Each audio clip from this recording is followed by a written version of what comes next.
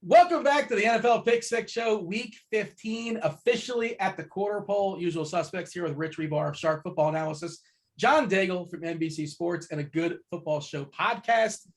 Oh man, it's I'm trying to sound as energetic as possible for Week 15. John, you weren't here for the initial conversation, talking pre-show as far as taking a peek at this week, but I mean, first telltale sign that it might be a rough week, and Detroit, the Lions they are in the game that is the highest total on the board. The number is 47.5. We got to make some chicken salad this week, because it's kind of my assumption, because, I mean, things are going to open up Wednesday night, obviously. But as of right now, the state of week 15, and I don't know, did you want to touch on Saturday night? We both just kind of nod wave talking about Cleveland and Vegas. Patriots Indy should be fun, but the 2-game slate there. But if you have any thoughts there, by all means, feel free to share them. But what's up, John? And get me excited about week 15. We were also talking about our favorite movies pre-show, and I will just quickly say that the good take, my favorite movies are, the cliche ones, Goodfellas and A Good Will Hunting. My favorite bad movies, because that's what everyone wants to know, is Pirates of the Caribbean. May not even be bad, actually. The first one's actually really good. And then also, I have watched a significant amount, don't ask why, I've watched the Adam Sandler Longest Yard remake a number of times. And let me tell you, that movie's awesome. It is fun as hell. Having said that, on the Saturday slate, I don't know if y'all wanted to actually touch on that really quick. It's interestingly bad, I guess, kind of like the rest of the slate, but at least we know where everyone wants to go. It does feature a player you can't fade in Jonathan Taylor. And even in even in game scripts the past month for Jonathan Taylor, not being ones that they would take him off the field anyways for Nyheim Hines, just the player with that type of ceiling and 2-game slate, overweight, and you just hopefully see like 95% rather than 99% roster in tournaments and play him overall. But really just one where even the Raiders, like, mentally, you would think everyone just goes to the Raiders, like Josh Jacobs or Derek Carr, thinking like, okay, well, I'll just play the Raiders since the Browns are depleted and going to lose this game. But like, there's nothing to suggest the Browns will still lose this game against the Raiders, since they've been just as bad in their last 6 games, only scoring 16 points or fewer in 5 of their last 6. And Derek Carr also averaging less than 8 yards per attempt in 5 of their last 6 out of their bye as well. So overall, I think we have some good game theory for Saturday, at least. The actual football being played, that's going to be another story.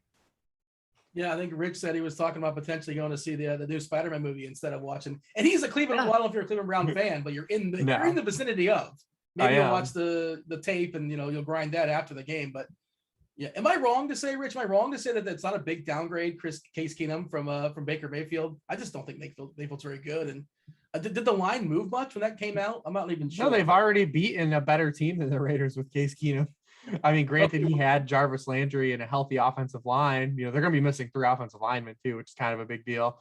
But they can still beat the Raiders. Like, it's going to be ugly, but they could still do it. I mean, Myles Garrett's not hurt or it's in the game. That's all that matters. It could very well be Mitchell Horstall week. That's what we've been waiting for. Mitchell Horstall? Miller Forstall? Is that what Miller Forstall. That's it. Yeah. We talked about him last week, right? Yeah. But it wasn't the week. This actually could be the week. This is the Miller Forstall flop flag week. Is that what we're saying? Yeah. Foster Moreau will have 2 touchdowns for someone on Saturday. If you would have to use a movie title, Rich, to describe that 2-game slate, I think it's The Longest Yard, the remake for Adam Sandler. Is that a reasonable? Yep. Keep tying it in.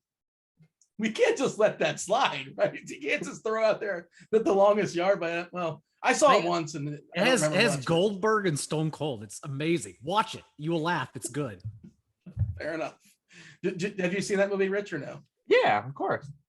That's fine. And I think it's enjoyable for what it aspired to be. What is it's going to be better than the Sean Payton movie. Yes. Who demanded that? I mean, who demanded Taylor Lautner as like a coach? Everyone's mad at Kevin James. I'm mad at Taylor Lautner as like a high school coach. Who demanded the plot? Who demanded that storyline? Like, why does that need to be a movie? Well, I always wondered what Sean Payton did that one year he was suspended. So thank you, Netflix. I think NFL actually paid for it too, if I'm not mistaken. I think they actually produced the movie. I will say it looks like it had a higher budget than this Kurt Warner movie, though. The Kurt Warner movie looks so bad. It looks like a Hallmark movie. It looks like a Hallmark. Yes, yes. I watched the trailer and I'm like, what is this going to be on Hallmark? Is it going to somehow tie in like a Christmas, like one of those Hallmark loves their Christmas movies? But it's actually a football movie, I think. Yeah, it's got a real cast. They definitely had a casting budget, but man, the way it's shot, it looks very TV-ish. It looks rough. If we're gonna, that would be the movie to describe the main slate. I think whatever the name of that, I don't even remember the name of the movie is called, starring the Kurt Warner movie. But yeah, that's what we do here. Obviously, you focus on the main slate. Unfortunately, a lot of the fun teams are not on the main slate. No Chargers, we're off to a good KC, start. No Tampa, no Minnesota, no Jefferson. And as we kind of already said already, the 11-game main slate, the biggest total on the board, Arizona at Detroit, 47.5. Lots of news, of course. Follow the news flow this week. We're doing this on a Wednesday night. Things will change for sure. We're going to do our best to set the table as far as what we're looking at. John, do you want to give like an overall, before we kind of break it down? Of course, we do our three main games, and then we run it back and talk about all the players we like position by position that are not in those three main games. But do you have any general thoughts as far as this slate, at least as of a Wednesday night? Well, you know where everyone wants to spend up at quarterback, at least with Josh Allen and Kyler Murray. I do like a couple of the quarterbacks we're going to talk about, even in spending down. They also didn't give us a cheapie that's going to go under the radar. Even Gardner Minshew and Tyler Huntley, if we get them, are 52 and 5,400 on DraftKings. Whereas on FanDuel, I don't think you need to go down that range. We talk about that all the time. Whereas, saving $2K on DraftKings goes so much further than it does, especially at quarterback and tight end on FanDuel. Saving that $2K, you can easily make it up elsewhere on FanDuel. Also, like running backs, just like last week, we're sort of waiting for our cheap guy. And we've seen a cheap guy always pop up on Friday. We do a good job of laying the land on Wednesday, but by Friday, that's when everyone's injured or on the COVID list. And then suddenly this 4K guy out of nowhere becomes the player. Like last week, I think it was Jeff Wilson on FanDuel, but you could have easily pivoted to Rashad Penny or elsewhere. And so, yeah, I just think it's an interesting slate, especially because just Kyler Murray and Josh Allen getting all the ownership and the conversation right now.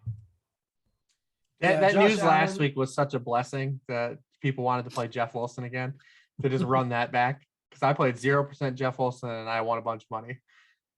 Well, I played a little bit. So I played too much. Whatever it was too much, Jeff Wilson. And I knew it was terrible chalk. Like I'm staring at it. I'm like, he's not going to catch any passes. Maybe he'll fall in the end zone, but probably Debo just savings his run. And that's what he was like 30, 35% in stuff. Like it was crazy. It blew my mind. But here we are. On DraftKings, I will say, and I didn't play him on DraftKings.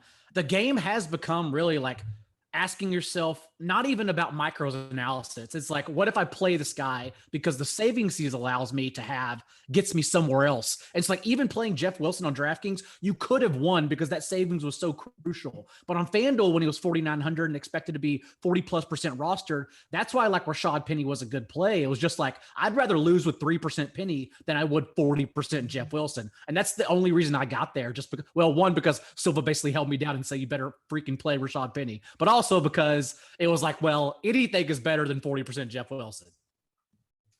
Yeah, I played more Wilson on FanDuel just because he was like 4.9 and like he got me everything on FanDuel, and that's just going to open the world. But that's what everyone else got the similar build. DK, I didn't have to do it. I did it much less over there.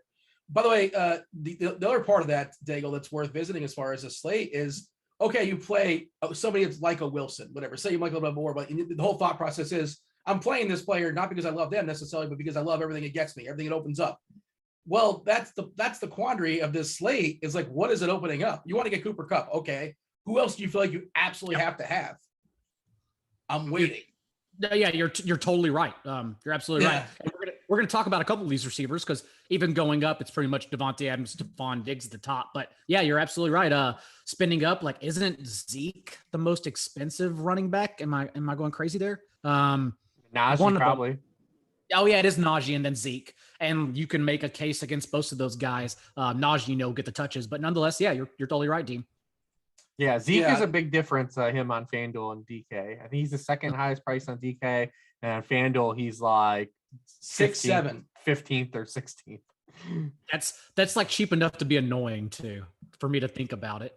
I mean, I think at this point there are people that just outright won't play Zeke. So of course. What was his quote though? He said he's ready to go, or I can't remember what did he said. Like he's ready to give it he had some kind of positive quote coming into this week once again, but like, the tape it looks pretty rough out there. Speaking of Najee, by the way, he's got a projection of almost 3 points higher than the next running back for what it's worth. And it's like, you don't feel amazing about Harris. He's fine, sure. But it's not a good matchup for him either. Yeah, there's nothing special about it, but just like he's one running back you can point to, it's going to at least have a ton of volume. No Jonathan Taylor, no Kamara. I mean, it's where we are. This is the land we live in week 15. Like, you got anything else, Rich, before you? Okay. We talked about spending down and spending up. Like, just wait until everyone starts forcing Duke Johnson in the lineup on Sunday morning. No, it's gonna get hot. We're not doing that. Oh no. We don't know who that's going to be just yet, as far as the Miami Dolphin, whoever the Miami Dolphin running back may or may not be. But oh man, I do not want to. Well, they're playing the Jets in volume, and we'll see who's standing at that point. Hard to give analysis on that on a Wednesday night. But Rich, you got anything as far as this slate before we dive in and talk about our 3 featured games? No, let's press on here. We'll talk about players and games. Let's just jump into it. People have heard us ramble about a bunch of nonsense already. You're right. The chat's getting restless for sure. If you guys are watching this on the YouTube, feel free to hit that like button. What's the chat got to say about this? I don't know. They're probably they're saying it's the longest yard. Keep rambling. Enough with it. Let's go. Do want to thank Jock Market for sponsoring the show. We'll talk about them later on. Featured game number 1, the Atlanta Falcons at San Francisco. San Fran's a 9-point favorite, 46 total. All right, Daigle. Well, I mean, George Kittle, if we have some salary there's a place to spend some money, right? He's pretty good. Yeah, George Kittle is apparently very good at football. But this week in particular, I was late on sending the games over. Rich sent the 3 games over, and he did a good job. I'm curious why he also picked Jaguars and Texans as his third one. Maybe we'll get into that when we get to the positional plays.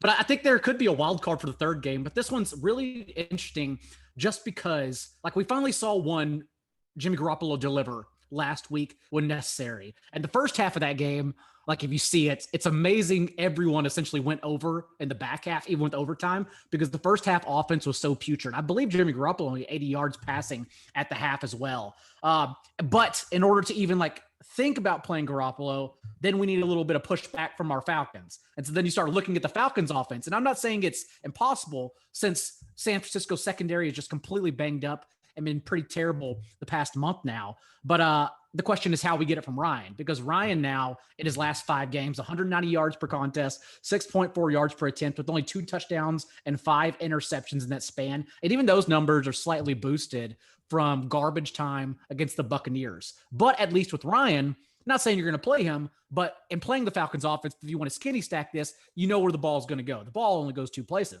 It's either Cordero Patterson on early downs now, apparently, and Russell Gage through the air. As even last week, everyone keeps thinking, like, do we play Kyle Pitts or whatever? Even last week, Hayden Hurst comes back, and Kyle Pitts is used like a decoy in the red zone, and it's Hayden Hurst who still gets the end zone target over Kyle Pitts. And so at least if we're trying to get on 49ers players, as everyone is in some form or another, like, we know where the ball is going to go for the Falcons if you want to stack this game. Rich? Yeah, I mean, if you want to get on the Falcons side, I'm not going to play any Falcons. They're awful. They've really relegated Cordero Patterson to being kind of like Daigle said, an early down player. He's run fewer pass routes than Mike Davis in each of the past 3 games. Mike Davis is catching more passes than him. I mean, that could oscillate back, but I mean, Patterson's carried a pretty iron price for a while now to pay up for. 49ers are also really good against the run. It's like the kind of the strength of their defense. No one told Zach Taylor that for 3.5 quarters. But he finally realized that when they had to throw, that they could. And And it really just starts with this offensive line. I mean, this Atlanta offensive line is just so absolutely, it's just an abomination, and they can't pass block. If it's not for Cam Newton giving them the football a bunch of times, they're going to need Garoppolo to do the same thing. So it's hard to really kind of get latched on to any of these guys as run backs. I don't think any of them are particularly that cheap. Like Russell Gage is probably the most enticing guy to play. He's had 24% or more of the team targets the past 6 weeks. He's had 4 wide receiver 3 or better scoring weeks, but he also has just 2 touchdowns, and he's been kind of priced up a little bit. So I'm not even super excited to go that route. But yeah, we're going to need some pushback here, because we know if you let the 49ers turtle, that they're going to turtle. 6K on FanDuel for Gage, 5.8 on DK. That's rough, man. And you mentioned the offensive line being bad, and certain quarterbacks can deal with that, but not Matt Ryan. He's just immobile back there. So the combination of those two things, it is a recipe for disaster for sure. And then, when I saw Atlanta pop up here, I think San Francisco's the orange side of this game, obviously, but I'm with you, Rich. I mean, I'm sure I'm probably gonna. Well, I don't want to say I'm sure, but I'll probably close my eyes and cross my fingers and roster maybe a Gage, or maybe we saw Mike Davis have more snaps last week than Patterson for whatever reason. I don't really know why. Patterson, less than 50% snaps 3 straight weeks. I mean, it's a lost season anyway, so I guess who cares? But Daigle, who's your favorite run back on the Atlanta side? I think it would be Russell Gage. Yep, the salary has increased. I would like to see keep on following the news with basically any player, but more importantly, Cordero Patterson, because even in the fourth quarter, like you said, he didn't play at all. And then media asked him, Arthur Smith, afterwards, why? And he just said the same false fraudulent coach speak that anyone would, just in that we just like to rotate our guys. That's it. Also, Patterson, like Reeves mentioned, 65 snaps as a running back to 32 as a wide receiver the last 3 games since he returned from injury, averaging 15 carries and just 4 targets in that span. He has touched the ball on 54% of his snaps since returning from injury, but it's more carries than anything. And so he's no longer returning that ceiling production outside of the 3 touchdowns he scored in that span. But like someone else in this game on the other side of the ball, the moment he stops scoring touchdowns, then the floor is pretty scary for Patterson, especially because he's not getting targets now. Is that Debo? That is absolutely James Conner, Debo Samuel. Yes. We don't expect his touchdown rate to continue going forward like this. It's not just completely wonky variance. I mean, maybe he's very good at what he does, but to average a touchdown for every 7th carry, that seems kind of crazy. And the moment he doesn't score a touchdown, he's only seen 7 targets the last 3 games. So we're talking about a disastrous floor. And it's not like DraftKings or FanDuel are budging on his salary. He's still hanging up there as the 2nd or 3rd wide receiver on each slate. And so, maybe this one you ask, where do I pay up at? I'm not totally opposed to it, honestly, if you want to get up there. But yeah, just know, of course, the moment he doesn't score a touchdown, it's not pretty. It's almost guaranteed to lose just for how much you have to allocate towards him on both sides. Yeah, Rich, what do you do with Debo? Because the floor is rough, but the ceiling is high too, because he's good at the game. If you want to just say that, he's highly skilled, and he can run a couple in, he can catch a couple in theory. Although 1 target last week, Kittle took them all apparently. 4 and 3 and 5 before that. Not a lot of volume. San Francisco is a team that kind of likes to run the ball anyway. They're probably going to be running the ball here against Atlanta in theory, because they should be ahead now. Maybe it's Sammo running the ball to some degree, but it's not the cost per target is extraordinary. 8.2K on both DraftKings and FanDuel. Of course, he's in your tournament pool, but it's not optimal. I don't think, at least if the volume continues the way it has been the last few weeks. I've been trying to wrap my head around if it could flip back and what's going on here. Because Elijah Mitchell did miss 2 of the 3 games that he hasn't seen any targets, and he's been playing a little more running back. Then they kind of had all 3 guys against the Vikings, but he's still running a ton of pass routes. It's not like he's not on the field and passing downs. The targets just aren't finding him. So it would seem like it would be optimal for them to get him targets eventually. So it's one of those things too. I don't want to overplay it either, but you say at that salary, you're kind of forced. Your hand is forced to really kind of need those targets and need that kind of upside. Because right now he's more of a floor play, and then he even has a low floor because he's not getting any targets. Are they going to be pressed enough to do it? I will say there's probably no coincidence that the game he missed is the worst the offense has looked over the past 6 weeks. I think Kyle Shanahan has to realize that as well. But it's one of those things, how do you figure out where it goes? The problem with the 49ers is they have all these good pieces, and they're never all good together. So we got to try to figure out, because even if so say Samuel bounces back and has an 8-target game, that just means that probably Kittle had a 4-target game or Ayuk had like a 3-target game. Like that's how this offense operates. Like they're never all good at once because it's inherently low volume. And here they're going to need pushback to get value. So it's really hard to kind of grasp at those prices and say like, okay, yeah, I do want to play the other side of this. What if he is used as a receiver this week? Well, you're not buying in at that, right? Like you're paying top dollar for that. So it's just really, really tough. And it's something that none of us really have, kind of clairvoyancy on. On a Wednesday night, how much prioritizing would you have for Kittle? Say in your FanDuel lineup, we're looking at amongst all the other tight ends, he's at least 1.5 higher, give or take. As far as projection, of course, he's pretty expensive, pretty pricey. FanDuel tends to be a little bit looser with their salaries, and stuff's probably going to open up as well. Is he somebody you're prioritizing to get in as one of your big spends this week? It depends. I haven't really done like a ton of roster construction because we're waiting to see what opens up and what the slate is. I mean, running back position, trying to figure out what I want to do there. I would say right now, he's not someone I'm going to overly force in, but we'll check out ownership. I mean, I liked him a lot at this price the last 2 weeks. And now that he's almost 8K, it's a little tougher. Yeah, I'm taking a peek at the ownership. We have ownership on a Wednesday night, but I don't know how useful that is. And of course, you guys are watching on YouTube. You can see it on the screen as well. Like currently it's at 14%, but I have no idea like that's going to hold up, 4 days from now. If he was a wide receiver. Yeah. On FanDuel, I imagine Zach Ertz is going to end up really popular. According to our ownership, again, Wednesday night, Goddard 17%, Pitts 15, Ertz 14, Kittle 13. Yeah, I imagine Kittle's going to be the guy that gets, or Ertz is going to get a bunch of steam at his price, especially since how he's been targeted without DeAndre Hopkins on the field. He's kind of like going to be the pay down guy, I think. I think on DraftKings, he's actually more expensive than he is on FanDuel. Yeah, and Hopkins, of course, the loss for the regular season. That news broke today as well. If Kittle was a wide receiver, he'd be like wide receiver 6 or 7, if I'm doing this math correctly, on the FanDuel board.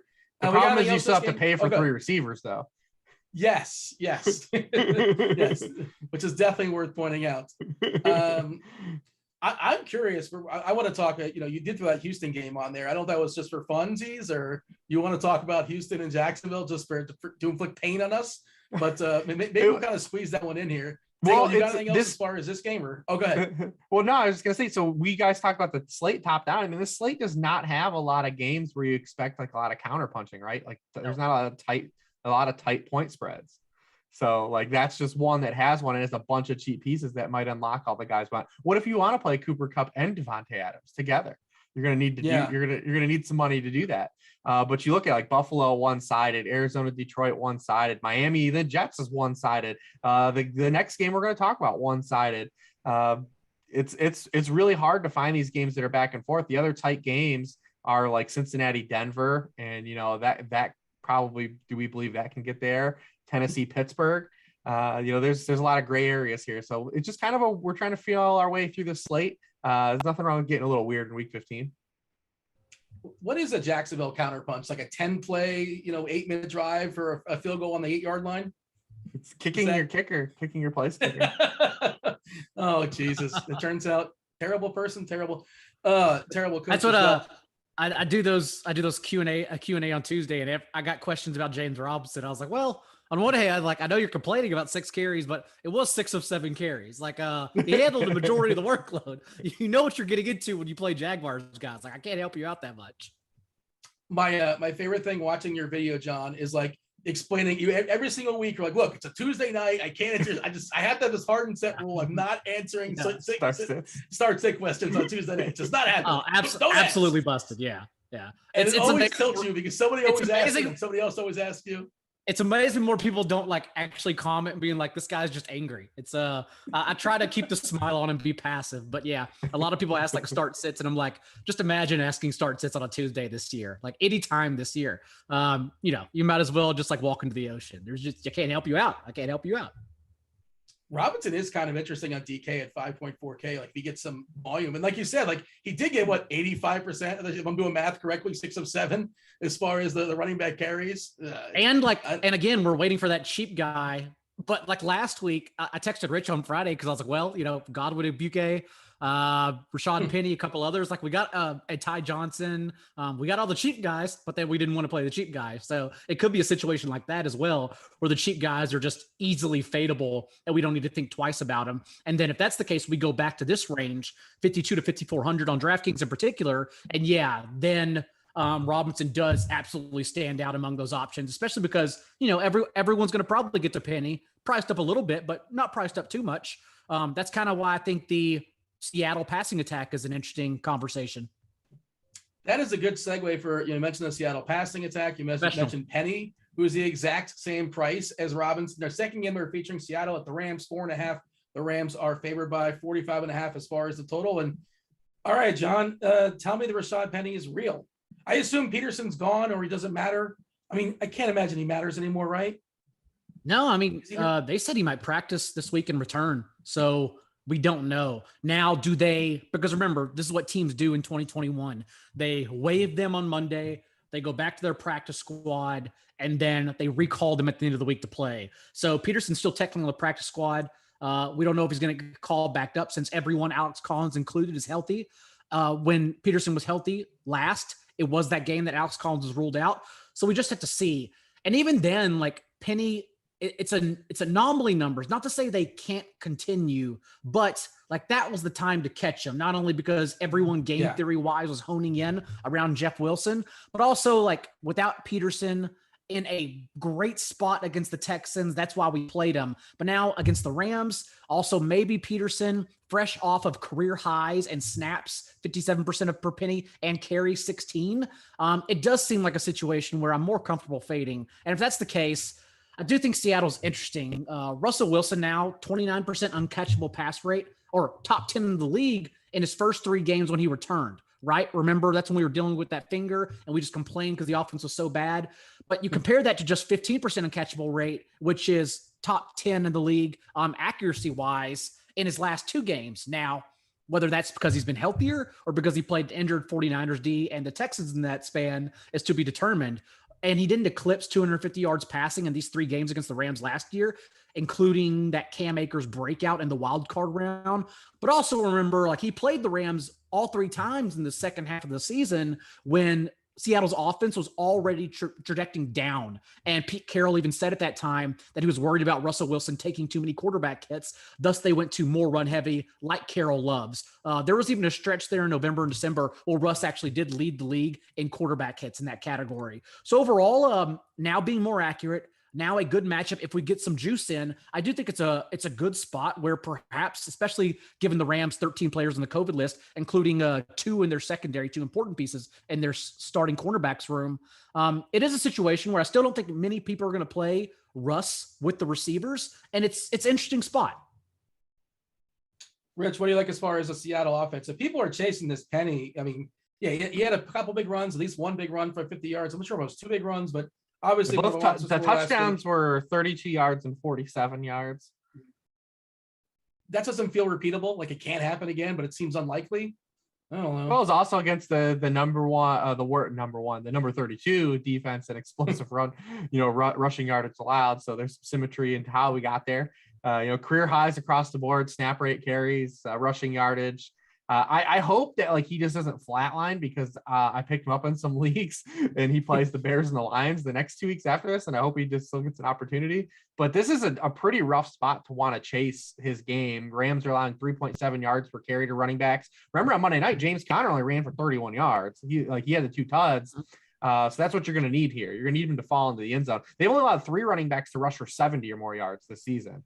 So it's a tough spot for the Seattle offensive line versus this Rams front. I don't really see the inroads. We just hope that I hope from a season-long stance, he just doesn't brick his opportunity and at least can just be functional. But he's probably someone I'm not even really entertaining right now at this time of the week to go back to. Like Daigle said, I'm more interested in the passing game pieces because we don't know if Jalen Ramsey's going to be able to play. He was placed on the COVID list on Monday. We don't know if he's vaccinated or not, if he'll be off. And then we have this kind of, looming thing with DK Metcalf. Daigle was talking about Russ's uncatchable ball rate. I think all those targets are to DK Metcalf. I mean, he should have had another monster game on Sunday. And he has 8 or more targets in 4 of his past 5 games. And in transitive property, when you count 8 targets for Seattle, that's like 15 targets in another offense. But he had a touchdown called back. He had a double move where he beat the cornerback and drew a holding penalty, but was still overthrown for a touchdown. He had like basically a walk-in slant for a touchdown, and Russ sailed it. I mean, they were trying to get him into the end zone, and you can tell he's like pissed off about it too. Because when he scored the touchdown that got called back, he just handed the ball to the ref before he even saw a penalty. Like, hey, it's about time I got here. It's the longest scoring drought of his career. He has scored 2 touchdowns in each of the past 2 times these teams have played, even with Ramsey on the field. But yeah, he's just missing these huge games. And then the problem with trying to play Russ though is the old conundrum of which guy do you pick, right? And do you get it right? Sure. Because these guys never go off together. They've had twice in their careers if they had 100-yard games together. So like you can't even run the double stack. You have to get it right with Russ in this scenario. And I don't think we're at a point with Metcalf where everyone's tired of playing him yet. Like Robbie Anderson, where everyone just wanted to be sharp and be on the boats. I think everyone still like wants to be right on DK Metcalf. So I can definitely see him getting steamed heavily by Sunday morning. He's 6'2" on DK. That's a really good price. That's a great 6'8" price. on FanDuel. 21 on Yahoo is a really good price too. Like people are going to play him. They're going to keep playing. And like, it's different. Too. It's different than when we're chasing Mike Williams or even T. Higgins, who I believe is a very good player, and Robbie Anderson though. Because there's like a huge contingency of people are just like, that guy sucks. Like, who cares? That's why he's not getting there. Like, that's why he's not getting there. He's bad at football. I think the majority of the consensus believe DK Metcalf is a good player and is capable of having these 20 to 30 point spike weeks, and that's why they're willing to kind of keep going back to the well here. John, you want to give an argument for Lockett? He's been better than DK the past 3 games. I mean, no heavy one. Honestly, like I would take the regression as well in DK Metcalf, unless it seems like because of that salary, he will come in over rostered, something I'll definitely be watching on Sunday morning.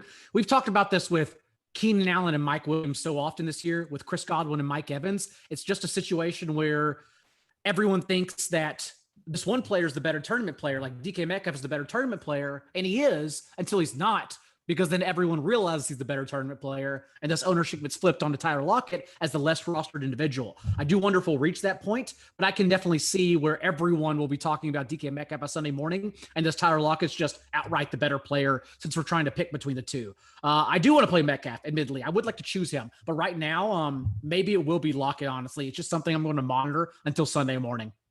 Yeah, I mean, if you end up with like 20 to 25% DK Metcalf and Lockett is 10%, I mean, that's kind of where you want to exploit it.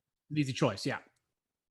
I would guess, I mean, again, this is really, really early, but like $7K on DK for Lockett, that's $800 discrepancy. 7.3 on FanDuel for Lockett. I think he's probably going to be like 3 times less owned, like at least, probably something like that. I'm just guessing. That's actually a really... It's going to be the big...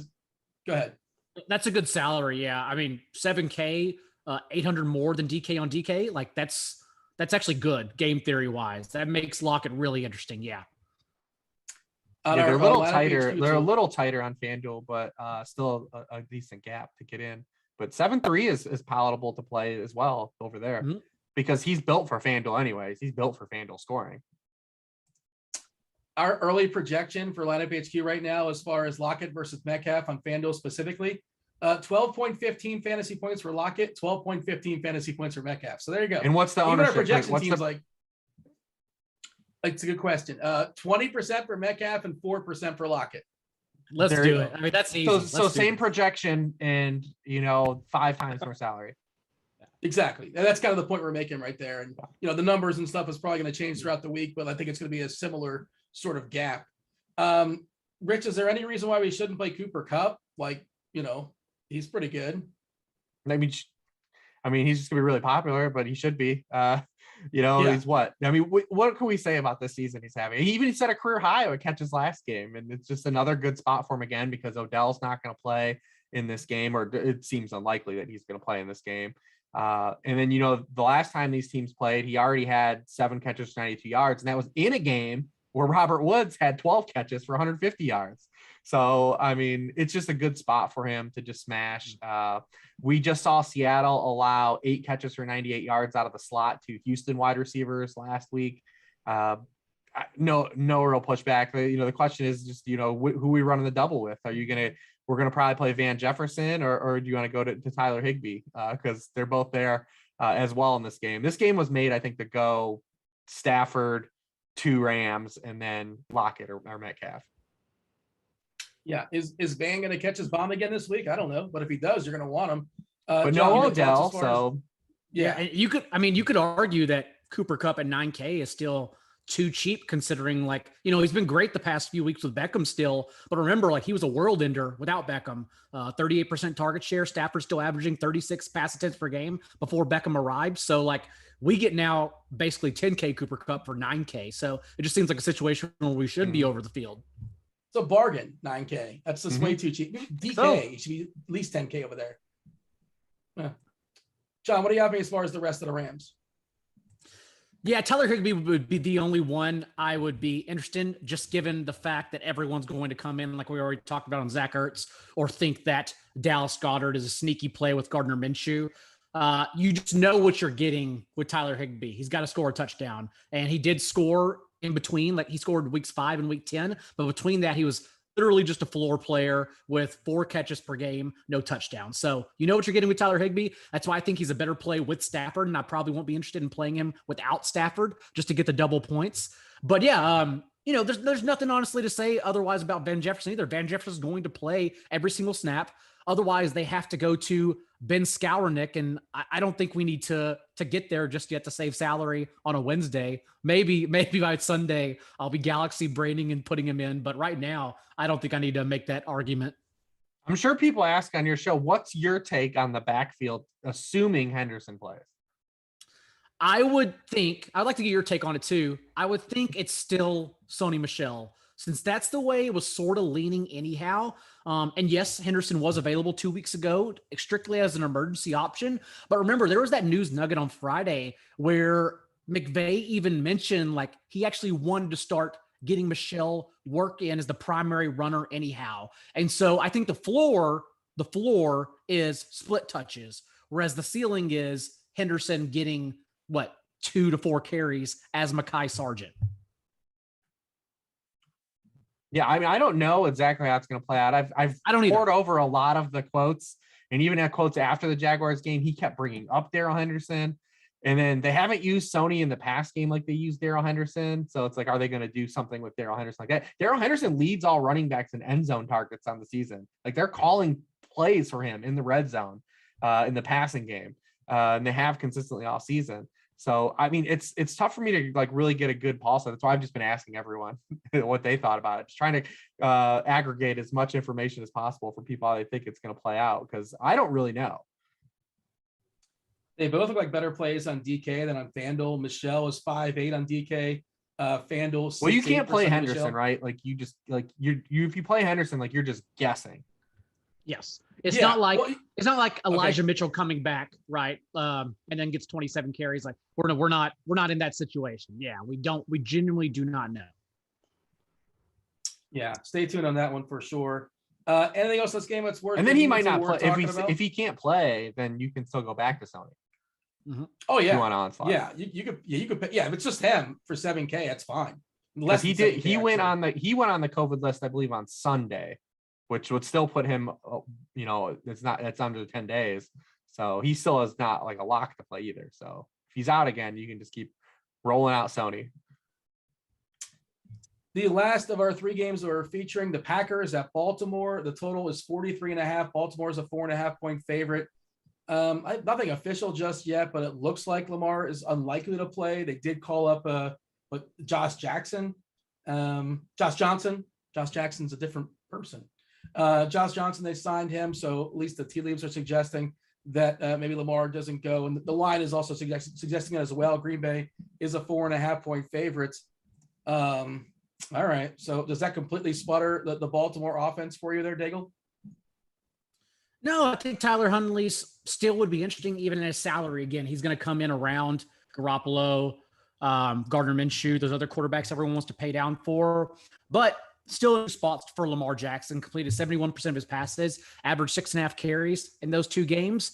But more importantly, like the target distribution also changed. Like we kind of know where to go. Mark Andrews has 19 targets on Huntley's 85 attempts, leads the team in targets from Huntley. Whereas it changed a little bit this past week now. This past game, Huntley averaged 8.5 air yards per attempt. But in week 11, when he played against the Bears, I think it was the second lowest in the entire league. More of a dump off guy who also runs. That also explains why his completion rate is so high, but still got involved downfield this game. Nonetheless, the target distribution on those 85 attempts, Marquise Brown has only seen 9 targets from Tyler Huntley, whereas Rashad Bateman has seen 14, so second on the team behind Mark Andrews. So I think it just makes interesting who to play in this game if Huntley's available, because Huntley, given the rushing floor, is still a pretty great play in this slate. I was trying to see. He's not like 4K, but he was like 5'6", I think, on DK, which, yeah, something like but that. he moves. He can run, which is nice. You love that upside. We saw last week with Taysom Hill. I'm not saying he's going to remember a 70-yard touchdown or something like that, but the upside certainly is there. Rich, do you have thoughts as far as Huntley? How much is he in play? I've not looked at his FanDuel price, but typically, these guys are more in play on DK. Yeah, he's going to be tough to play over there for the reasons that kind of Daigle let off with in the open. Yeah, I mean, Bateman and Brown had the same amount of targets last week. Remember, Brown didn't play against the Bears. So it was kind of, it was just Bateman and Andrews. Remember, that was the week everyone got caught holding the bag on Bateman. And he ended up doing nothing. Everyone kind of was like, oh, yeah, we can play him. And then, but this offense hasn't been very good either. This is another one of these offenses that you look over the past, 7 weeks. It's really rough. The offensive line is another team. The offensive line has just really prevented so much from happening down the field. I mean, you look at Hollywood's ADOT, over the stretch the past 5 games, he's lost over 5 yards for depth of target, and he's got 1 reception on throw 15 yards or further downfield over the past 5 weeks. It's really kind of turned into like just leaning on Andrews. It's basically past Travis Kelce in everything, with Kelce's back-to-back down weeks. He leads all tight ends in catches and yards now. He's 4th in touchdown receptions. He's averaging almost 10 targets per game over the past 6 weeks. So he's kind of the guy here. And like, no one ever really plays Mark Andrews really either in DFS. Like either people, because he's always in like that limbo where you either pay up for Kelce or Waller, then he's priced below those guys, or you just pay down. And he's that again because Kittle passed him. Kittle is the highest guy. So you're like, well, I'll just pay up for Kittle. And then, Andrews doesn't really end up getting a lot of smoke, but he deserves it too. And is he having a better season than Kelce? I feel like he probably is. Well, this stretch, he's on a hotter stretch right now, but all these guys have been have had low points. Because remember, Andrew started the season slow, and then got hot. John, you were going to say? No, I was going to say, and then Rich mentioned it at the end. I was like, that's also a good reason for Andrews, because if everyone's paying up, they're going to Kittle, and Andrews is just like right there and just as good of a spot. Mm-hmm. What about the Green Bay running game here, Rich? Because Jones and Dillon basically splitting carries at this point. Dillon is 7.5K. I did not see that price. 7.5K for that's on FanDuel. 5.7 on DK. Okay, that's hard to justify on FanDuel at 7.5K. Same price as Jones, which is interesting. Your thoughts as far as the Green Bay backfield? Just pain. Just hurts. 8 touches for Aaron Jones. He looked great on the 8 touches. They looked really good. Got 2 touchdowns. But this is also a team like the Ravens. Like they sell out to stop the run. They jam the box. They're number 1 in the NFL in stuff rate. It's really tough to kind of like want to play a running back, especially in a timeshare against the Ravens. With how good they've been. I wish I knew what was going on there. It's starting to feel a little bit like the Broncos situation, and that's not great for us. Like we don't want that. But it is, that is where we're kind of trending towards. John, you have a lean there, or is it mostly like a stay away? Of course, you can fire in tournaments if you're max entering and all that kind of stuff, but nothing really pops as like, this is a really good play necessarily as far as the math. I wouldn't play Aaron Jones by himself, but I'm definitely not opposed to playing Aaron Jones with Aaron Rodgers if you want to get there. Jones still last week, even in having 18 touches to Dillon's 15. Well, Dillon only had 3 touches in the first half. Seems like they used him more like a second half bruiser, and the game was still 1 point at that time in the third quarter deficit. And then also Aaron Jones still had 20 routes to Dylan's 10. We know Jones is more the pass catcher anyhow. Dylan's not going to be ignored in that facet of the game, but it's still going to be Aaron Jones. And so just the fact that now, like, no one wants to play him. And if I get there with Aaron Rodgers, who honestly should just injure his toe more because he's been awesome with the injured toe. 334 yards per game in his last 3 contests, averaging 3.5 touchdowns per game in that span with no interceptions, and some tough spots too. And so overall, like, we know this is why, we've talked about the Steelers in the past. We talked about Ravens and Browns last week, and it's all because the Ravens defense is just completely banged up.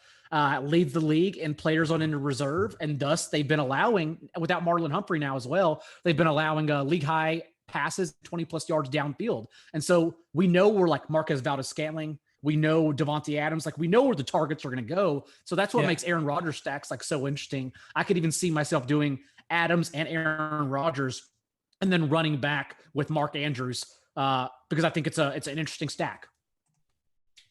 Yeah, John, what can you tell us here that we don't already know about the Packers? Obviously, Adams is a phenomenal play. The absence of Cobb, we saw Lazard get 82% of the snaps last week. MVS about 2/3. He's one of those guys that one play can justify the roster spot. Also, the floor is really, really low if you catch him on the wrong day. Your thoughts as far as the Green Bay receivers? Do you mean me or just mean Rich? Oh, I'm sorry. Did I not say Rich? I apologize. Oh, I thought you. Yeah. John? It's fine. Yeah, that's my bad. God. I was like, I'll just say everything I just said again. That's fine. No I heard what you said. I want to see if there's anything else to add to the conversation.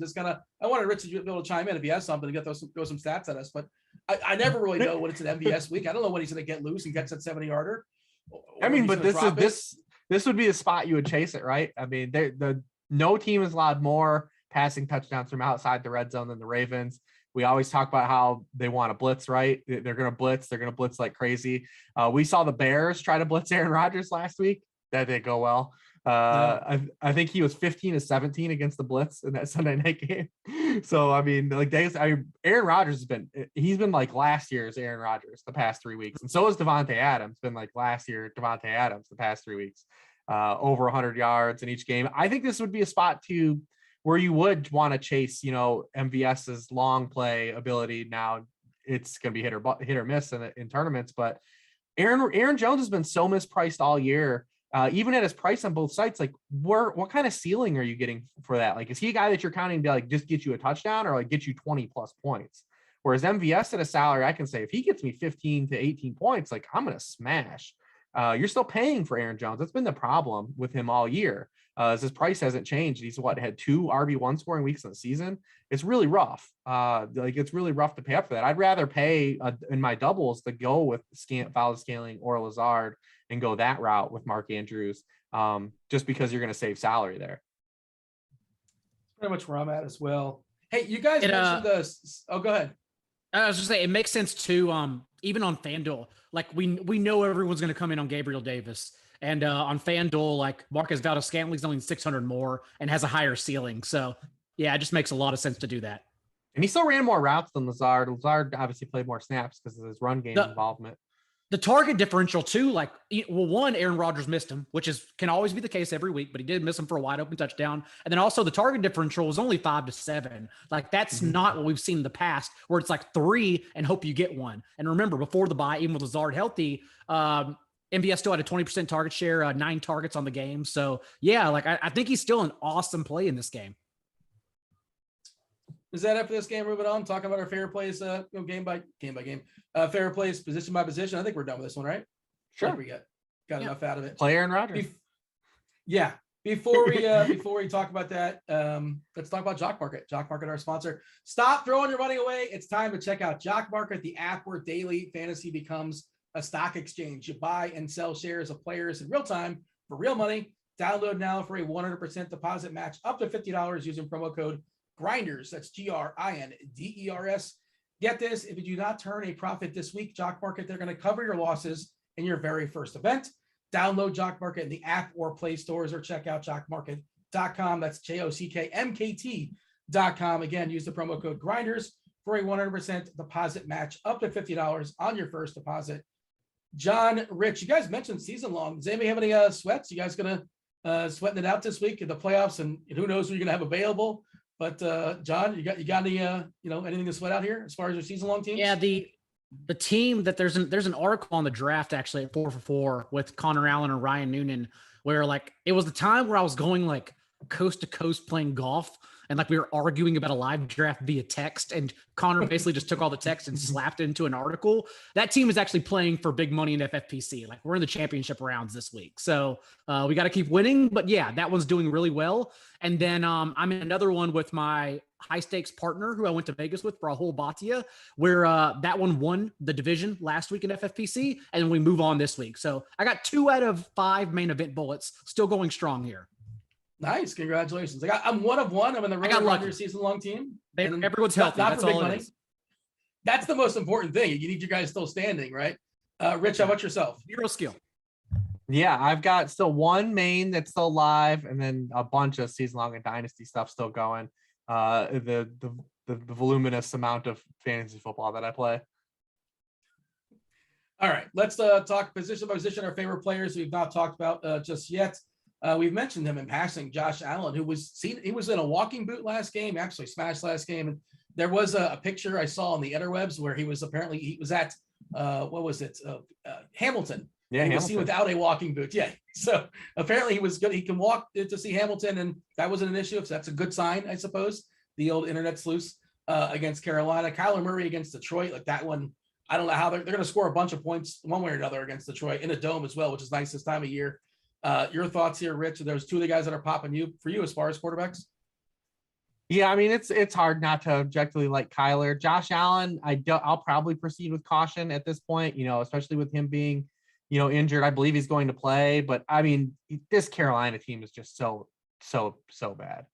Oh, I mean, it's just gonna be a game where they don't have to do anything, and they will because they're the Bills. But I mean, I think the Carolina team total is like 15.5. And like, who even knows if they get that? They're actually to the point where like they're excited to play Sam Darnold again. Like that's where we are with the. Is that likely? Is that likely Darnold plays this week? Not this week. I doubt he plays this week, but he's going to play again now. When it seemed like they were going to be willing to shut him down. Look at the contract they gave Cam Newton. Like they were literally counting on him being their starting quarterback the rest of the season.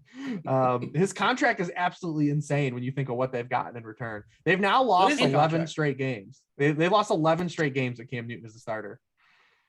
I genuinely don't think he's been that bad. Like, I understand he's made some mistakes, but to sign off the streets, I don't think he's been that bad. He wasn't worth benching last week, for instance. And then they got to that point where they just rotated them. Yeah, they benched them twice, right? They kind of kind of like using them in different situations, and that never. Yeah, worked, they were just rotating. Like we talk about. I talked about Russ's inaccurate targets earlier. Like PJ Walker's number 2 in the league in accurate targets. Like, he's an XFL quarterback. What do you expect? But just the fact that he went to Temple under Matt Rule, thus the cronyism card is played, and PJ Walker's out there doing stuff. He's just going to keep playing until Darnold comes back. John, what do you think as far as other quarterbacks? You got Tua versus the Jets, and he's cheap. If you need to save some salary for sure, like the Prescott's got a pretty nice price on DK at 6.5K. Just throwing some more into the conversation. Did you have anybody written down on your list as far as your favorite quarterbacks? Yeah, Tua is interesting. I wish he was adding more rushing floor. We also know the Jets with Zach Wilson aren't going to offer any pushback, but the Dolphins still average the 5th highest pass play rate in 1-score situations since Tua initially returned from injury. And maybe we get some bump in volume with less runs if they have no running backs. If it is Duke Johnson and Jared Dokes under center, Duke Johnson who's more of a pass catching back. So maybe it is the fallout is Tua, Waddle, and Devontae Parker or Gesicki, whichever way you want to go. So that's kind of the cheapest one for me. Minshew's a little bit tougher since, remember, last time we saw him, no Jordan Howard, Miles Sanders banged up as well, even though Miles Sanders did have 27 touches that time. But if we get both Miles Sanders, Jordan Howard, and Boston Scott now over the flu, most likely, since he didn't receive a touch 14 days ago, like you're going to have to, again, if you play Minshew, bank on efficiency. And yes, like the Washington could be missing like Jonathan Allen, Montez Sweat on the COVID list and injured. And now I believe they have 18 players on the COVID list, including a handful of starters on defense, but it still comes down to efficiency for Minshew. So that's kind of why if you told me to pick one, I'd still go Tua over him. How about some running backs? What do you have for me, John? We mentioned Harris before. He's projected the most fantasy points as of right now. Barkley, division game there versus Dallas. He got there late on a late touchdown, 40-yard catch. We mentioned Zeke in passing, better price on FanDuel than it is on DK.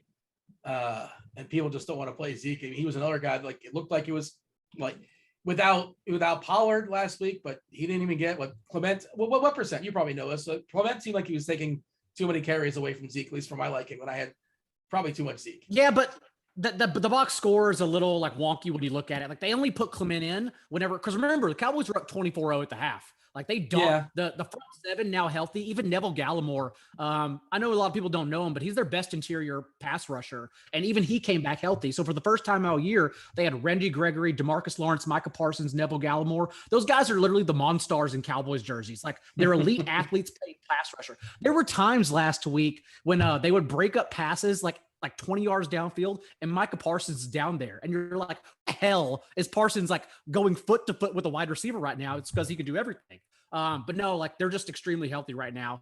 But it was because they built that 24-0 lead and then they put Clement in the third quarter and then they proceeded to blow that lead. A lot of it on Dak Prescott, whether he's playing injured or just in a funk right now, I have no idea. But nonetheless, that kind of takes him off this slate in my opinion.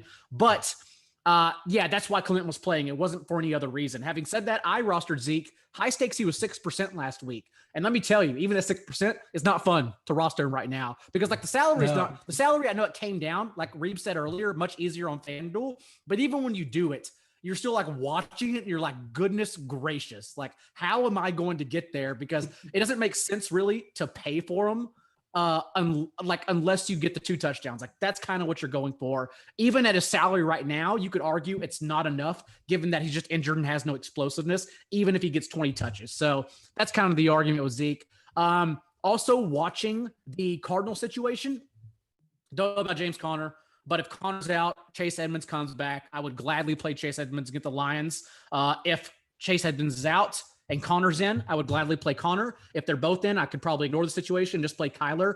We talked about Kyler just a second ago, but remember that 2 weeks ago when Kyler returned from injury, he was the QB1 on the week. He only passed 15 times because he has the rushing equity. So yeah, like I could even see myself going naked Kyler without Hopkins rather than just playing Ertz and going to one of the tight ends we talked about in Andrews and Packer stacks or Higbee in Seahawks stacks. And then I don't know if I'm going to do it. I can't say I'll get there just yet. But the Steelers have just been ravaged. We saw that against Dalvin Cook. It goes so far beyond that. Go 5 weeks back. DeAndre Swift had over 150 yards from scrimmage against them.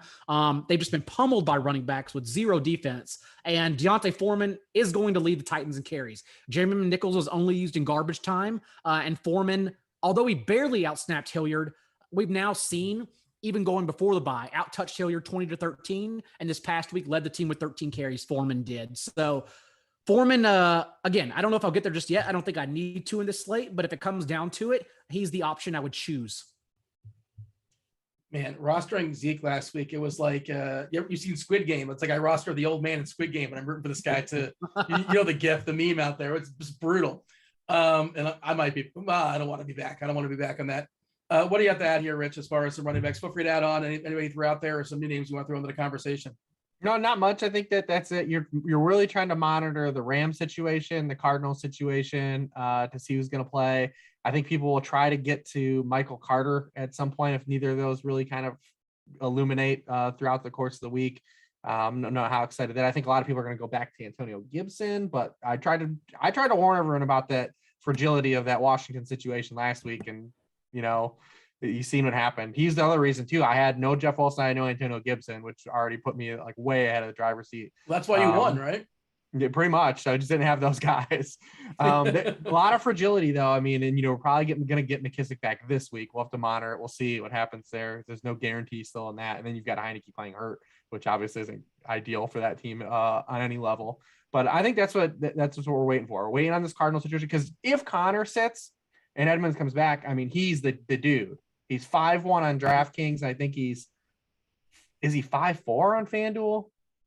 Do they He's run him into the ground right out the gate though? Like, do they kind of no, but he's 6'5" on There's- FanDuel, so at least they made him. No, I don't. He's not the type of back they'll run, but they've given him high workloads before, and it's going to be a huge game script game in a cherry matchup against the Lions, who are handing out touchdowns to running backs at the highest rate of anyone outside of the Jets. So 6'5" on FanDuel, 5'1" on DK for Chase Edmonds. Yeah. I mean that's the one you want to monitor and just see how that goes. And if somehow Connor and Edmonds don't go, I guess it's Benjamin season. Is that how that's going to go? If that situation plays out, I guess. I default. I could get there. Like it's the Lions. It's just Rashad Penny all over again. Like, are you playing the Texans or Lions? Yes. Okay, I will play you for cheap.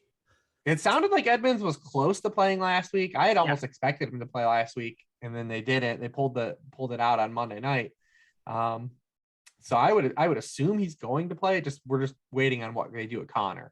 And you don't need me to tell you, but Melvin Gordon was DNP on Wednesday, expecting him to play with that hand injury, but we'll see.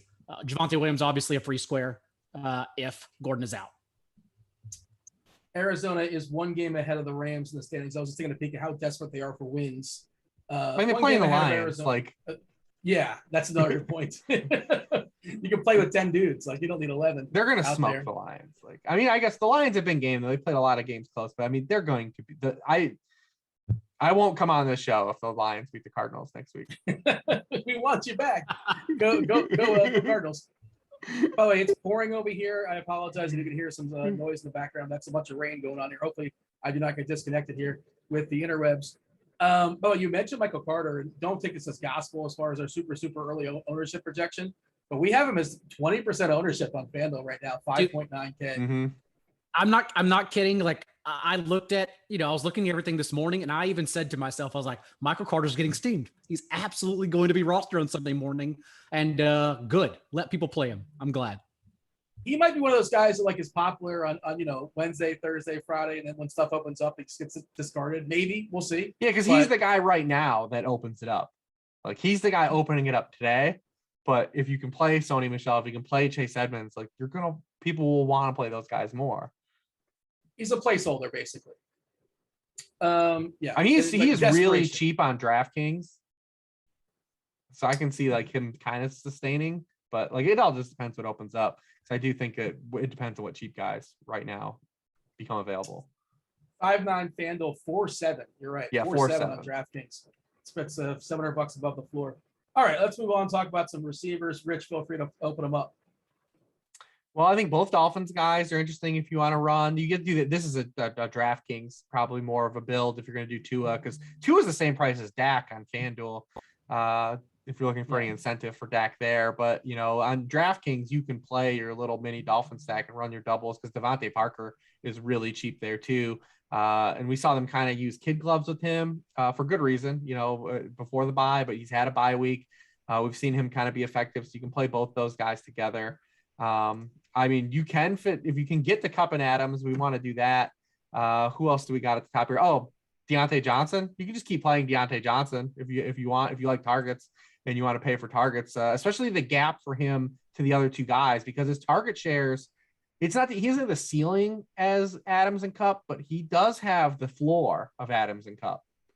So he's kind of interesting at his salary too, if you want to get some builds there. Obviously against the Titans, who are a little bit of a pass funnel, they're really good against the run, but obviously they give up a lot to opposing wide receivers. So if he ends up going overlooked, I don't think he will go overlooked because no one overlooks guys that just get 10 targets per week, but he'd be another guy I'd be looking at. Yeah, Johnson double-digit targets in 5 straight weeks, 7 of the last 8, it looks like. John, add some receivers to the conversation. Who do we miss? I was hoping Rich would give me a cheap pivot on DraftKings, since we know everyone's either going to play Gabriel Davis or Rondale Moore. Rondale Moore also, remembers, target numbers were bolstered because Chase Edmonds wasn't available. So again, you could definitely play Rondale Moore if Chase Edmonds is out. I think it's a pretty easy fade if Edmonds is in though. So cheap, I think it's really tough to know where to go. Other than that, we're waiting on TG Hawkinson news, but I think Amon-Ra St. Brown's actually pretty great play too if Hawkinson's out. Again, highest scoring total, indoors, negative game script, and Amon-Ra St. Brown obviously has 24 targets the past 2 games. So I'll just gladly take that, whether I don't play a Cardinal or even play Kyler naked. I will still gladly take ARSB as a run back, especially in this kind of slate. Also, Brandon Cooks, okay. man. Again, you got to go back to Brandon Cooks. Davis Mills. We didn't talk about this game. With Davis Mills, quietly. Now's your chance. His last 2 starts, he's thrown for 300 yards. And Brandon Cooks, after the Davion Davis, their slot receiver, got hurt to open the game, they moved Brandon Cooks into the slot last game and got him a little bit of more free targets. And in the slot, he caught 6 of 8 targets. If he moves in the slot against the Jaguars and it's any of that sticky, he'll completely avoid Shaquille Griffin, who, we're not going to completely downgrade anyone for Shaquille Griffin anyways, but it would just give him an easier matchup. Like I said, man, he's super cheap. So I know there's some volatility there. You're not going to play him in cash or anything. They also gave Nico Collins 10 targets in that game. The Davis Mills is winning someone $1 million this week. It's a really, really cheap stack. Like you can get some cheap stacks in this game, run it back with Robinson if you want as well, or even one of the cheap Jacksonville receivers. I don't know if you're going to pick a Jacksonville receiver to run it back with, John. Who's your favorite? I use that term loosely. No. We're not doing this again. We did this last week. We actually spent people's time arguing about Laquan Treadwell or Laviska Shenault. We don't need to do this again. Actually, if you told me to pick one, I'd just choose James O'Shaughnessy. We get 6 targets in the back-to-back games. He's still running around in over 70% of dropbacks. If he's ever going to hit, now would be the time, rather than trusting one of their receivers. I want to stick my hat in the ring for Marvin Jones this week now. Because Houston is the worst NFL defense against the deep ball this year. They're allowing an over 50% completion rate. We saw that's how Tyler Lockett got there last week. So take everyone, I tried to stump for Shenault as the matchup last week. It didn't happen, but I'm going to stick Marvin Jones getting that cardio at that 98% route rate. Silva won 30K with Laviska Shenault, so don't say it didn't happen. It did happen for some people. It was the part of the thesis was what he opened up. Yeah. Congrats to Silva. I'm imagining it wasn't because of Chenault's and what did he play, like a 7 spot or something last week? He didn't do anything special. If you look at Silva's lineup, you would be appalled at it. But it was a great GPP Pro lineup. Brock Wright, Laviska Shenault, and he took down 30K with Josh Allen doubles. Do you want to know why? He didn't have Jeff Wilson. He didn't have Antonio Gibson. Yeah. That's I had a little Brock Wright too. You mentioned that Dean, by the way, Rich and I were texting each other. I had my second biggest week of the year. By the way, this show's on a heater now over the last month. We are fucking crushing behind the scenes over the past month. Hopefully we're helping out others as well. But I had Lamar and Marquise Brown. They totaled 6 points on FanDuel, and I still had my second biggest week because I didn't have Jeff Wilson and Antonio Gibson. Wow. That's yeah. You had Kittle, I bet. You had some Kittle? Oh, yeah. Maybe? We had all the Kittle and Jamar Chase. Yeah. That's what got me all my money was the Reeves Bengals was wiser. stack. Yeah, he went wiser and he went over the board. Yeah. Yeah, the Bengal stack is what won me all my money. And, we got there late, but, I had the Bengal stack with Penny. So. Hey, it was never in doubt. It doesn't matter if it was late or not. It was going to happen. So Zach Taylor tests the patience, man, for sure. And we talked about it last week. Just we just needed a little pushback. All we need is this offense to get out of their groove and pass a little more. And let's just see what happens. That's the true GPP bro theory. And it took until the fourth quarter, but we got pushback finally.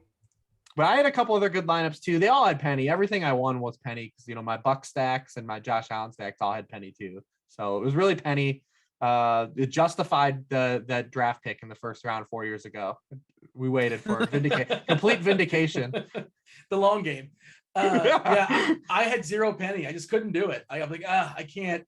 I should know who his coach is, but I for whatever reason. And then the matchup was good and all that. And then I might hang my head is hung in shame. And the good thing about DFS clean slate this week. It's all back to 0 and we can start all over again. But it was rough for me. I think it was and it's easy for me to sit here in hindsight as the person who literally just got dragged on the Penny because Silva just kept telling me to play Penny. And I didn't want to play Jeff Wilson. That's all it came down to. I was like, you know what? Yeah. I don't want to play this guy. I'll play this guy. That's all it is. But I think that's honestly just a lesson learned. It's just if we know ownership is going to be corralled against one guy, and we knew that given Wilson's salary, what's 400 more for another guy who's 3% roster? Who in a good matchup? Who cares? Just play that guy blindly. And I know it will sound hindsight based now, but I stress this on Twitter and to everyone on my Sunday chat too. Did anyone watch Jeff Wilson play the previous month? Like he clearly has nothing. And it's not even like me dunking on the guy. Like he came back. We talked about it on the show last week. He came back from that injury way earlier than anyone expected. He had a flare up in game that pulled him from a game. He had a flare up in practice. Like he's just clearly not 100%. And like people were just going out of their way to free up that salary when there were other pivots on the board. It'd be one thing if he was the only guy, right, to like play at that price and he unlocked all this other stuff. But that wasn't the case last week. And I feel bad because, Jeff Wilson seems like a really good dude. I hope his knee gets better. By the way, John, how you mentioned before you're looking for some cheapies on DK? I went on our lineup HQ tool and I sorted by points per dollar, right? That's where you're going to generally find the cheaper guys, points per dollar. Mm-hmm. And the first guy to pop, the best points per dollar play is Devontae Parker at 4.3K. Yep. He's projected to score like 13 fantasy points. The third guy is Gabriel Davis. He's 3.7K. It makes sense. Sanders not expected to play, 10 points as far as his projection. You know who the second guy is? Now this is points per dollar. It's Cooper Kupp. He's too cheap. 9K is too cheap. This is the Jonathan Taylor argument against the Texans. If you are 9,200 against the Bucks and you hit your floor with 20 touches and 94 yards and a touchdown, why are you only 200 more the next week against the Texans in the best possible spot? You're just too cheap. The pricing's wrong. So yeah, Cooper Kupp's just too cheap. Now, and there to be fair, like they did that obviously before Beckham got on COVID lists. So that's what he played Monday night, so they were stuck. Yeah. So yeah, like he was good 6 days ago before everybody knew it was good. Yeah. This isn't like breaking news that Cooper Kupp's good at fantasy, but right. Yeah. Without Beckham, he was Coopertron. He was just like, he's the greatest thing we've ever seen this year in fantasy. So yeah, absolutely. He's too cheap. Also, by the way, Devin Singletary may be interesting. I'd like to see Zach Moss get scratched. But just to play like over 80% of the snaps over Matt Breida, and I understand it was because he was their pass catching back over Matt Breida. So if they run the ball more to alleviate pressure on like Josh Allen's ankle, then probably Matt Breida will be more involved. But like if everyone's going to steam Michael Carter, I could maybe see myself paying down instead for Singletary. I'll follow some tea leaves to see if like maybe we just get all Singletary again in this game. Do you have a David Johnson take this week? No, unfortunately, not enough whiskey to talk about David Johnson this week. He's back though, and there's no Burkhead. Though, maybe as the third string option, the third down option, maybe that's better for Davis Mills. Honestly, like maybe that actually helps Davis Mills. We're gonna talk ourselves into Davis Mills stacks by Sunday. I can already. You guys already did. It sounds like. Yeah, I already made a Millie lineup. I already made a Millie lineup with Davis Mills.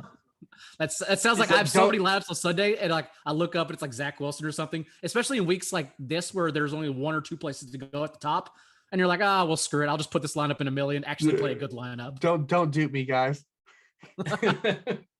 You mentioned Singletary, by the way. Didn't Buffalo had 0 running back carries in the first half last game?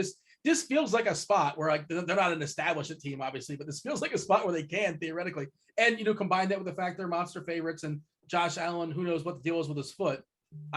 The Singletary thing is you're throwing it out there, and now it's kind of interesting, although it's leverage off Gabriel Davis as well. So like double leverage, honestly, off the cheap plays. So yeah, we'll see if we get there. We'll see what happens on Friday. That's like I said, we do a good job. I would like to think so anyways. That's why everyone keeps coming back. The numbers are good. Look at YouTube and the comments. Laying the landscape on Wednesday, but then by Friday, it's like, that's actually the plays. That's all we can't really give plays because everything's thrown off by Friday. We just lay the landscape. They come here for the movie takes, to be real, if we're being honest. That's true. Watch The Longest Yard. Stone Cold is in it. Tell us in the comment section, YouTube people, hit that like button. Tell us in the comment section. Give us your favorite, awesome, your favorite bad movie you like to watch. Mine would be like Saving Silverman, maybe. How about that? That's a good bar to throw out there to the people. That's pretty good, though. It's terrible. I think that's actually like a funny movie. Your favorite good bad movie? I don't know. Do you have one of those, Rich, off the dome? Not off the top of my head. I can't get there. Where I like plenty of bad movies. I like plenty of bad movies, though. Sure.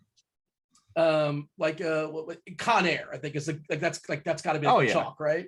That's good. Well, Nicolas Cage is a whole catalog. I mean, Face Off is like you go into the hood of that. Amazingly good time though. I mean, that's John Woo. That's John Woo life. I think John Woo is coming back and directing a movie upcoming.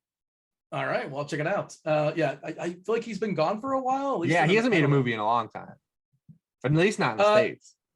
We have tight ends to discuss. This is an exciting conversation as far as tight ends. John, what do you have for me as far as Goddard playing against Washington? Gesicki, maybe Gesicki's the thing this week against the Jets. Dalton Schultz versus the Giants. Who excites you? No one. We pretty much already talked about, honestly, the players I'm going to play. Again, the other one that'll come in is Dallas Goedert. He had 6 targets on Minshew's 25 throws. And we knew like the rates behind the scenes without Zach Ertz between target share, between a route on 90+% of dropbacks. Like we knew those were good anyhow. It's just that Jalen Hurts, the inaccuracies, plus not throwing much in a run heavy game script is what really had just made him a floor player essentially. But the rates will be the same here. And perhaps we get Minshew again. So yeah, Goddard, I believe, will probably be highly rostered.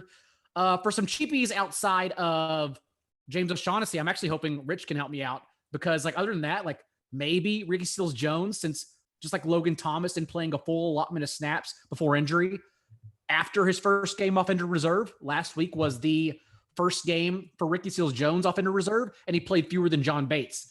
Having said that though, but Bates is also like a top 3 run blocker in PFF's grading system. So maybe like they play him that way on purpose. So I don't know. Help me out, Rich. Yeah, I think that one is more people chasing what happened early in the season where one guy played. I think that they've basically shown that Bates is going to like be involved at this point. Okay. And the other, like, and Ricky Seals-Jones isn't healthy. Like, I mean, so I just don't think he's that healthy. I don't know how cheap we're going to get. I think Zach Ertz is going to be the guy that, because you look at his target share with and without Hopkins, he's the guy that has the significant splits. The other guys, you got to kind of squint to see it. Like Kirk ran a little more routes, like AJ, but like those guys have cannibalized each other all year. But you look at Zach Ertz in the 3 games that DeAndre Hopkins didn't play, he had target shares of 19.2%, 20.7%, 20.5%, as opposed to 12.5%, 13.3%, and 14.6% the last 3 times Hopkins played. Obviously, you have the match against the Lions. I think he's going to get popular, at least on FanDuel, where he's kind of mispriced. He'll be popular, but he's the guy I think that you just kind of plug in your cash lineup and just kind of take what you get there at that salary, and you pay up for those other receivers. 5-3 on FanDuel, 5-4 on DK. Yeah, I wish I had somebody else to throw into the conversation. It's just tight end and tight end's rough. And I know I try to make. I don't hate Gesicki. I wish he was cheaper. Sometimes you have these players that like are good in the beginning of the year, like Gesicki was, and their price goes up, and then they just like never come back down. Like Hawkinson was like that for a while, right? And like it just never kind of normalized to where like how he was playing for like literally the past 5 or 6 weeks, and that's like kind of what we have with Gesicki. So I think the matchup's good. We're on Tua, and if he's going to be like the lowest owned of the guys, like you'd want to get there, but he should probably be in the 5s on FanDuel and like mid to high 4s on DraftKings based on how he's played, and he's just not there. Yeah, 6-2 on FanDuel, 5K on DK. Yeah, I mean, I'm probably gonna play a little bit on DK, but yeah. And do we have like a 2.5K tight end as of right now, or not really on DK? I don't think we have one of those, do we? Not right now, anyways. No.